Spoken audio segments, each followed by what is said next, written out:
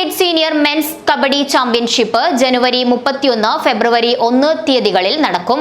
ഒരുക്കങ്ങൾ പൂർത്തിയായതായി ഭാരവാഹികൾ വാർത്താസമ്മേളനത്തിൽ അറിയിച്ചു. Kerala state senior men's kabaddi championship ജനുവരി 31, ഫെബ്രുവരി 1 തീയതികളിലായാണ് നടക്കുന്നത്.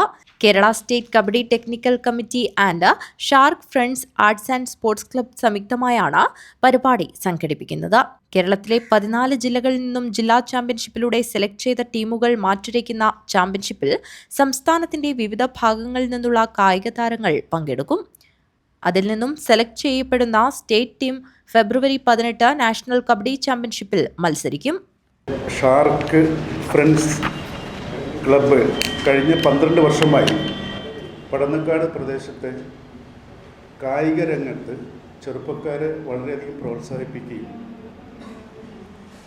ക്രിക്കറ്റ് ടൂർണമെൻറ്റുമായിട്ട് ബന്ധപ്പെട്ടായിരുന്നു ഇതുവരെ കായികപരമായിട്ട് അവർക്ക് പ്രോത്സാഹനം കൊടുത്തുകൊണ്ടിരുന്നത്. കഴിഞ്ഞ 2 വർഷമായി പടന്നക്കാട് പ്രദേശത്തുള്ള ചെറുപ്പക്കാർക്ക് കബഡിയിലേക്ക്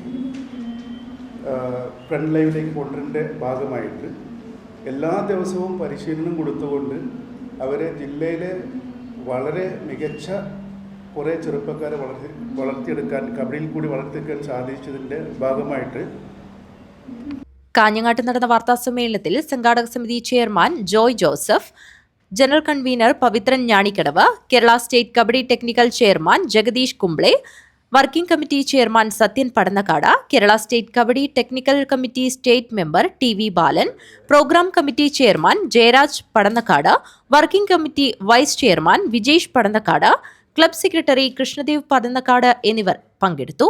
ന്യൂസ് ബ്യൂറോ, കാഞ്ഞങ്ങാട്.